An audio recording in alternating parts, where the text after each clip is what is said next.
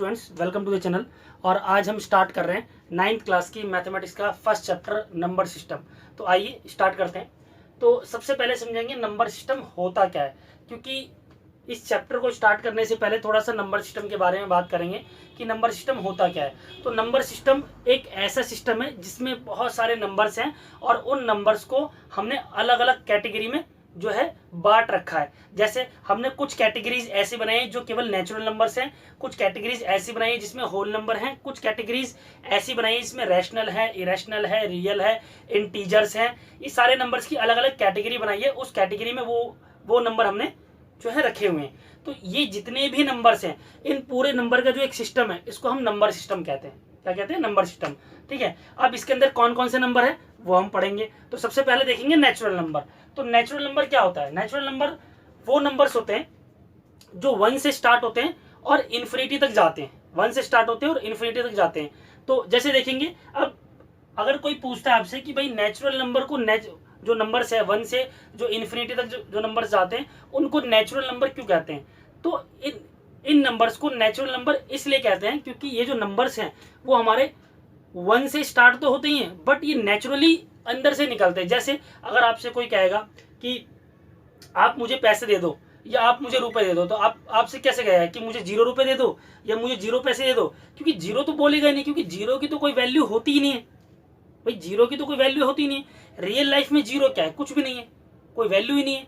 तो जब भी कोई नेचुरली आपसे बोलेगा, ये नेचुरली आपसे कहेगा, तो यही कहेगा कि 1 2 3 या मुझे 10 रुपीज दे दो, 5 रुपीज दे दो, मुझे 10 रुपये दे दो। तो वो आपसे एक नंबर बोलेगा, ठीक है, जिसकी कोई वैल्यू हो, और वो चीज नेचुरली निकलती है हमारे अंदर से। तो इस जो ऐसे नंबर्स होते हैं उनको नेचुरल नंबर कहते हैं। और ये नंबर कहाँ से स्टार्ट होते हैं? 1 से स्टार्ट होते हैं और इन्फिनिटी तक जाते हैं, जिसमें 0 इंक्लूड नहीं होता, जिसमें 0 इंक्लूड नहीं होता। तो जितने भी नंबर्स होते हैं जो 1 से स्टार्ट होकर इन्फिनिटी तक जाते हैं एक्सेप्ट 0, ये सारे के सारे हमारे नेचुरल नंबर होते हैं। क्या होते हैं? Natural number. और इसको हम डिनोट किससे करते हैं? एन से, कैपिटल एन से हम इसको डिनोट करते हैं। ठीक है, अगले नंबर की तरफ चलते हैं। जो अगला नंबर है हमारा, वो अगला नंबर है हमारा होल नंबर। अब होल नंबर क्या है? तो होल नंबर समझने से पहले ये समझेंगे कि हमने अभी नेचुरल नंबर समझा था। नेचुरल नंबर और होल नंबर ऑलमोस्ट सेम है, केवल एक नंबर की कमी है उसके अंदर, और वो 0 है। जैसे ही 0 हम इस होल नंबर में, जैसे ही 0 हम इस नंबर में ऐड करेंगे, ये नंबर हमारा क्या बन जाएगा? Whole number. क्या बन जाएगा? Whole number. जैसे हमने देखा नेचुरल नंबर में सारे नंबर्स तो हैं, बट फिर भी वो नंबर इनकम्प्लीट है। क्यों? क्योंकि वहां पे 9 के बाद जो 10 है उसमें 0 आता है, उसमें 0 आता है, और यहां पर क्या है? 0 ऑलरेडी है। तो नंबर्स को कंप्लीट करने के लिए हम वहां पे 0 भी ऐड कर देंगे। क्या कर देंगे? 0 भी ऐड कर देंगे। जैसे ही 0 ऐड करेंगे, हमारा जो नंबर है, नेचुरल नंबर है, वो क्या बन जाएगा? Whole number. और होल नंबर को हम किससे डिनोट करते हैं? W से डिनोट करते हैं, जिसको हिंदी में पूर्ण संख्या कहते हैं, और नेचुरल नंबर को हम हिंदी में प्राकृतिक संख्याएं कहते हैं। ठीक है, अब एक चीज और यहाँ पे समझने वाली एक बात और है जो मैं आपको बता देता हूँ। जितने भी नेचुरल नंबर हैं वो सारे के सारे होल नंबर है। जितने भी नेचुरल नंबर हैं वो सारे के सारे होल नंबर है, बट जितने भी होल नंबर है वो सारे के सारे नेचुरल नंबर नहीं है। ये समझने वाली बात है। तो यहाँ पे ये देखेंगे कि ये 1 से लेकर और ये 9 तक ये नंबर होल नंबर में ऑलरेडी कंटेन है। तो इसीलिए every natural number are whole number, but every whole number are not natural number. क्योंकि 0 है, 0 भी होल नंबर में आता है बट नेचुरल में आता नहीं है, इसलिए every natural number whole number है but every whole number natural number नहीं है। तो ये बात आप लोगों को क्लियर। अब हम चलते हैं अगले टॉपिक की तरफ। अगला टॉपिक है हमारा इंटीजर। इंटीजर को हम Z से डिनोट करते हैं। और इंटीजर्स जो होते हैं वो माइनस की वैल्यू में भी होते हैं और प्लस की वैल्यू में भी होते हैं। और ये स्टार्ट कहाँ से होते हैं? ये माइनस इन्फिनिटी से स्टार्ट होकर प्लस इन्फिनिटी तक जाते हैं, और इसके अंदर 0 भी कंटेन होता है। लेकिन अब ये इंटीजर्स में माइनस और प्लस की वैल्यू आती क्यों है, ये समझना है। क्योंकि बच्चे पूछेंगे सर इंटीजर्स में माइनस इन्फिनिटी से जो प्लस इन्फिनिटी तक की ही वैल्यू क्यों रखी गई? भाई इसमें माइनस वैल्यू क्यों है? नेचुरल नंबर में तो सारी वैल्यू प्लस थी, होल नंबर में भी सारी वैल्यू प्लस थी, साथ में जीरो भी था, बट यहाँ पे जब इंटीजर्स में हम आए तो यहाँ पे हमें नेगेटिव वैल्यू भी देखने को मिल रही है और पॉजिटिव वैल्यू भी देखने को मिल रही है, और साथ में इन्फिनिटी भी देखने को मिल रहा है कि नेगेटिव इन्फिनिटी से लेकर पॉजिटिव इन्फिनिटी तक जितने भी नंबर्स है वो सारे के सारे इंटीजर्स में आते हैं। तो इसको समझने के लिए एक छोटा सा एग्जांपल लेता हूं, आप उसको समझिए और उसको समझने की कोशिश कीजिए। जैसे मेरी कोई एक शॉप है, ठीक है, उस शॉप पर मैं कोई प्रोडक्ट बेचता हूं, तो मेरे पास कोई कस्टमर आया और उसने मुझे 10 रुपये दिए और उसने प्रोडक्ट लिया और वो चला गया। अब जब उसने मेरे से कुछ प्रोडक्ट लिए, मुझे 10 रुपये दिए, तो मैंने जो मेरा अकाउंट का सिस्टम है, मैंने उसमें उसके जाते ही तुरंत मेंशन कर दिया कि 10 रुपये, मैंने मेंशन कर दिया कि 10 रुपये, ठीक है। अब जो है कुछ समय बाद, कुछ देर बाद मैंने किसी को 5 रुपये दिए, मैंने किसी को 5 रुपये दिए और मैंने फिर मेंशन कर दिया कि मैंने किसी को 5 रुपये दिए। अब जब शाम को शॉपकीपर जब अपना अकाउंट चेक करेगा, तो अकाउंट चेक करेगा तो उसको ये पता ही नहीं चलेगा कि उसने 10 रुपये दिए, 5 रुपये दिए, क्योंकि दिन भर में बहुत सारा काम किया होगा, बहुत सारे पैसे आए भी होंगे, बहुत सारे पैसे गए भी होंगे, तो उसको ये पता ही नहीं चलेगा कि इसने 5 रुपये दिए थे, 10 रुपये दिए थे, उसके पास 5 रुपये आए थे, 10 रुपये आए थे। तो ये जो प्रॉब्लम थी, यहाँ पे एक प्रॉब्लम क्रिएट हो गई। अब वो जब टोटल करेगा तो उसको पता ही नहीं चलेगा कि भाई मेरे पास दोनों का सम 15 रुपीज है, या दोनों का जो सब्ट्रैक्शन है वो 5 रुपीज है, ये दोनों ही मैंने दिए हैं, ये दोनों ही मैंने पैसे लिए हैं, तो पता कैसे चलेगा? तो इस प्रॉब्लम को दूर करने के लिए जो नंबर्स है उसको दो कैटेगरीज में जो है कर दिया गया कि जो भी नंबर्स या जो भी अमाउंट हमारे पास आएगा वो हमारे पास प्लस में होगा, जो जाएगा वो नेगेटिव में होगा।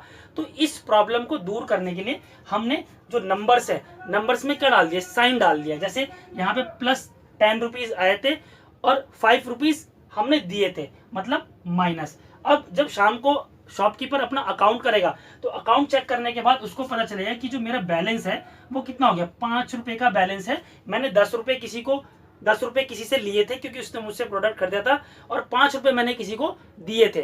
तो जो 10 रुपए आए वो तो मेरे पास प्लस के हो गए, और जो मैंने 5 रुपए दिए वो मेरे पास माइनस के हो गए।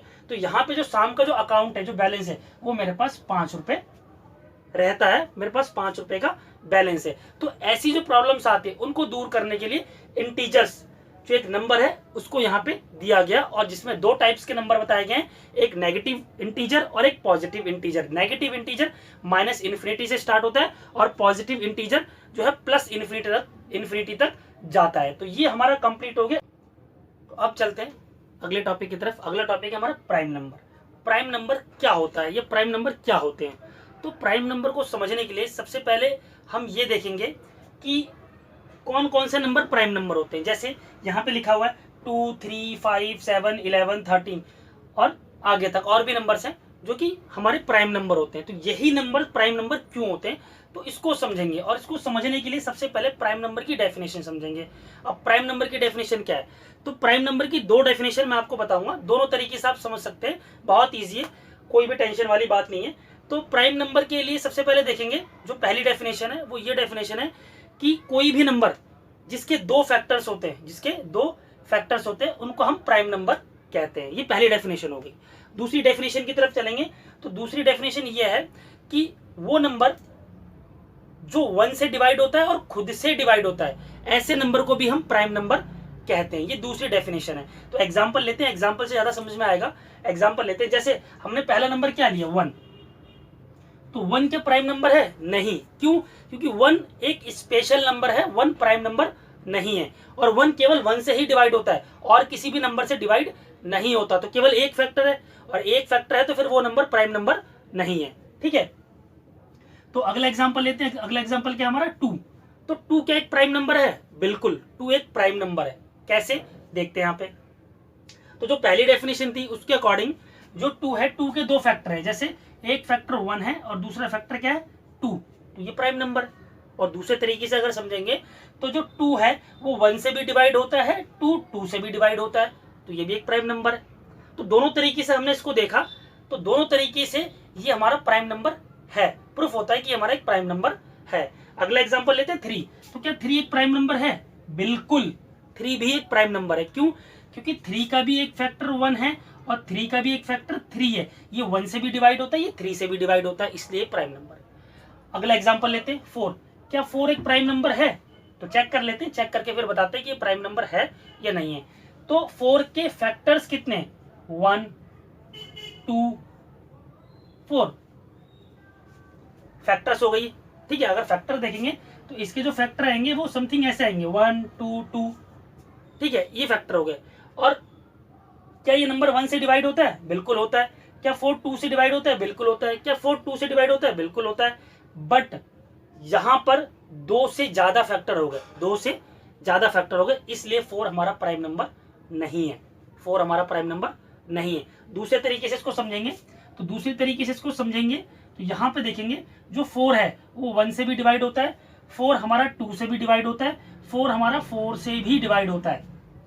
तो यहां पर जो 4 है वो मोर देन 2 नंबर से डिविजिबल होता है। बट डेफिनेशन क्या कहते हैं कि 2 नंबर से डिविजिबल होना चाहिए और 2 ही फैक्टर होने चाहिए।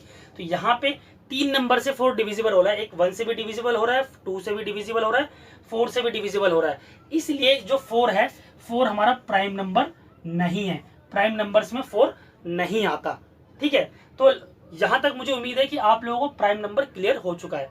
ठीक है, तो प्राइम नंबर में 2 3 5 7 11 13 ये सारे के सारे प्राइम नंबर है। ठीक है, इनके 2 फैक्टर्स होते हैं, ये खुद से डिवाइड होते हैं और 1 से डिवाइड होते हैं, इसलिए इनको प्राइम नंबर कहते हैं। अब एक बात समझने की और है यहाँ पे कि हमारा जो सबसे पहला प्राइम नंबर है वो 2 क्यों है, 1 क्यों नहीं है? क्योंकि 1 का मैंने एग्जांपल दिया, 1 एक स्पेशल नंबर है, 1 केवल 1 से ही डिवाइड होता है और किसी से डिवाइड नहीं होता, इसलिए जो पहला प्राइम नंबर है वो 2 है। पहला प्राइम नंबर क्या है? 2 है। इस चीज को याद रखिएगा, नोट रखिएगा। तो यहाँ पे हमारा प्राइम नंबर भी जो है कंप्लीट हो गया। तो अब हम स्टार्ट करते हैं अगला नंबर। अगला नंबर हमारा है कंपोजिट नंबर। कंपोजिट नंबर क्या है? संयुक्त नंबर, संयुक्त नंबर। अब कंपोजिट नंबर किसे कहते हैं ये समझेंगे। तो कंपोजिट नंबर हम ऐसे नंबर्स को कहते हैं जिनके 2 से ज्यादा फैक्टर हो। लिखा है यहाँ पे मैंने, numbers which have more than 2 factors, numbers which have more than 2 factors, उन नंबर्स को हम कंपोजिट नंबर्स कहते हैं। जैसे फॉर एग्जांपल 4 6 8 9 10 12 और भी आगे नंबर है, इन सब नंबर के 2 से ज्यादा फैक्टर। जैसे एग्जांपल के लिए मैं 4 लेता हूं, तो 4 के केस में ये देखूंगा मैं, यहाँ पे जो मेरा 4 है, 4 के फैक्टर कितने? 2 से ज्यादा। एक फैक्टर 1 है, एक फैक्टर आपका जो है 2 है, और ये एक 4 भी है, 4 से भी डिविजिबल होता है। ठीक है, तो 4 क्या है? एक कंपोजिट नंबर है। 6 को देखेंगे तो 6 के केस में जो पहला फैक्टर है वो 1 है, दूसरा फैक्टर 2 है, तीसरा फैक्टर हमारा 3 है, और चौथा फैक्टर क्या है? 6। ये भी एक फैक्टर है। ठीक है, तो वो नंबर जिनके 2 से ज्यादा फैक्टर होते हैं उन सभी नंबर्स को हम कंपोजिट नंबर कहते हैं। ठीक है, तो क्लियर हुआ? तो कंपोजिट नंबर आपका क्लियर हो गया। यहाँ पे चलते हैं नेक्स्ट टॉपिक की तरफ। नेक्स्ट टॉपिक है हमारा इवन नंबर। ये बहुत सिंपल है, इवन और ऑड नंबर बहुत सिंपल है। हम छोटी छोटी क्लासेस में 5th में 6th में 7th में ये नंबर्स पढ़ लेते हैं, तो इसके बारे में मुझे नहीं लगता आप लोगों को ज्यादा बताने की जरूरत है, क्योंकि आप ऑलरेडी अंडरस्टूड है। फिर भी मैं एक बार इसको एक्सप्लेन कर देता हूँ, बता देता हूँ। तो इवन नंबर्स क्या होते हैं? इवन नंबर्स वो नंबर्स होते हैं जो 2 से डिविजिबल होते हैं, मतलब जो 2 से डिवाइड होते हैं। अब ऐसे नंबर्स कौन कौन से होते हैं? 2 4 6 8 10 12 ये सारे नंबर 2 से डिविजिबल है। और ये भी कह सकते हैं वो नंबर जो हमारा 2 का मल्टीपल है, ये 2 के टेबल्स में आते हैं, वो नंबर सारे के सारे हमारे इवन नंबर है, और हिंदी में इनको सम संख्या कहते हैं। तो इवन नंबर क्लियर हो गया आपका। नेक्स्ट चलते हैं हम ऑड नंबर। ऑड नंबर बिल्कुल इसका रिवर्स है, इवन नंबर का बिल्कुल अपोजिट नंबर को ही हम ऑड नंबर कहते हैं। जैसे जो नंबर 2 से डिविजिबल नहीं होता, या वो नंबर जो 2 का मल्टीपल नहीं होता, वो सारे के सारे नंबर हमारे ऑड नंबर्स में आते हैं। हम उन सभी नंबर्स को ऑड नंबर्स कहते हैं। जैसे 1 3 5 7 9 11 ये जितने भी नंबर है ये 2 से डिविजिबल नहीं होते, 2 के मल्टीपल नहीं है, तो ये सारे नंबर किस में आते हैं? ऑड नंबर में, इसलिए इनको हम ऑड नंबर कहते हैं, विषम संख्या कहते हैं। अगला जो हमारा नंबर है, अगला नंबर है हमारा rational number. Rational number, rational number को हम क्यू से डिनोट कहते हैं, और रैशनल नंबर को हम हिंदी में जो है परिमेय संख्या कहते हैं, परिमेय संख्या कहते हैं। अब इसको समझते हैं कि ये रैशनल नंबर होता क्या है और इसको हम कैसे लिखते हैं। तो रैशनल नंबर वो नंबर्स होते हैं जिनको हम p/q की फॉर्म में लिख सकते हैं, p/q की फॉर्म में लिख सकते हैं, but q is not equal to 0, पर जो q है वो 0 के इक्वल नहीं होगा। यहाँ पे p/q की फॉर्म में तो लिखेंगे, ऊपर न्यूमरेटर नीचे डिनोमिनेटर, बट इसका जो डिनोमिनेटर होगा वो कभी भी जीरो नहीं होगा, जीरो के इक्वल नहीं होगा। कोई ना कोई नंबर होगा, जीरो नहीं होगा। अगर जीरो होगा तो फिर वो कुछ और बन जाएगा, तो वो रैशनल नंबर नहीं रहेगा। ठीक है, एग्जाम्पल लेते हैं। एग्जाम्पल में 1/3 रैशनल नंबर है, 5/4 रैशनल नंबर है, 0/2 एक रैशनल नंबर है। तो ये जितने भी एग्जाम्पल लिए मैंने, ये सारे के सारे हमारे रैशनल नंबर हैं। एक एग्जाम्पल और लेते हैं, जैसे कि मैंने यहाँ पे एक एग्जाम्पल लिया 3/0। क्या ये रैशनल नंबर है? नहीं, ये रैशनल नंबर नहीं है। क्यों? क्योंकि ये डेफिनेशन को डिनाई कर रहा है, ये डेफिनेशन को वैलिड नहीं कर रहा। क्यों? क्योंकि यहाँ पे p/q की फॉर्म में जो q है वो जीरो के इक्वल नहीं होनी चाहिए, और यहाँ पे जो q है वो जीरो के इक्वल है। इसका मतलब जो इसका डिनोमिनेटर है वो जीरो है, इसलिए ये जो नंबर है 3/0 है, ये हमारा रैशनल नंबर नहीं है। तो ये चीज हमारी रैशनल नंबर में नहीं आता, ये फ्रैक्शन जो है हमारा रैशनल नंबर में नहीं आता। तो रैशनल नंबर को समझने के लिए जो बेसिक चीज है वो हमें यही समझनी है कि जो पहला नंबर हो वो फ्रैक्शन में हो, p/q की फॉर्म में हो। अगर फ्रैक्शन में नहीं है तो भी वो रैशनल नंबर है, बट p/q की फॉर्म में होना चाहिए। जैसे अगर मैं 3 लेता हूँ, अगर मैं यहाँ पे केवल 3 लेता हूँ, तो क्या 3 एक रैशनल नंबर नहीं है? बिल्कुल, 3 एक रैशनल नंबर है। क्यों? क्योंकि किसी भी नंबर के नीचे ऑलरेडी 1 होता ही होता है, 1 होता ही होता है। इसका मतलब ये वाली कंडीशन यहाँ पे सेटिस्फाई हो गई, क्योंकि q जो है, जो डिनोमिनेटर है वो जीरो के इक्वल नहीं है, मतलब ये कंडीशन सेटिस्फाई हो गई। ये कंडीशन सेटिस्फाई हुई तो 3 भी हमारा क्या है? एक रैशनल नंबर है। बट जो 3/0 है वो रैशनल नंबर नहीं है, क्योंकि ये वाली कंडीशन यहाँ पे सेटिस्फाई नहीं होती।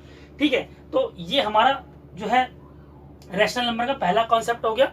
दूसरे कॉन्सेप्ट की तरफ चलते हैं। दूसरा कॉन्सेप्ट हमारा ये है कि रैशनल नंबर को समझने के लिए हम ये भी देखते हैं कि अगर हमारे पास कोई फ्रैक्शन है, जैसे 1/3 मैंने फ्रैक्शन लिया, अब इसको मैं डिवाइड करता हूं। डिवाइड करने के बाद जो हमारा वैल्यू आएगा, जो हमारी वैल्यू आएगी वो कैसे आएगी? 0.3333, और ये जो 3 है ये चलता ही जाएगा, ये चलता ही जाएगा। जो ये डिजिट है 3, ये रिपीटिंग डिजिट है। क्या है? रिपीटिंग डिजिट है, और ये चलता ही रहेगा। और जो भी डिजिट डिवाइड करने के बाद रिपीटिंग हो, चलती ही रहती है, उसको हम नॉन टर्मिनेटिंग डिजिट कहते हैं। जो डिजिट कभी भी खत्म नहीं होता है, जिसको डिवाइड करने के बाद जो उसका जो डिवीजन आता है वो कभी भी खत्म नहीं होता है, वो कंटिन्यूअसली ही चलता रहता है। ऐसे नंबर्स को या ऐसे जो डिजिट है इसको हम नॉन टर्मिनेटिंग और रिपीटिंग डिजिट कहते हैं। तो जो ऐसे नंबर्स होते हैं वो भी हमारे रैशनल नंबर ही होते हैं।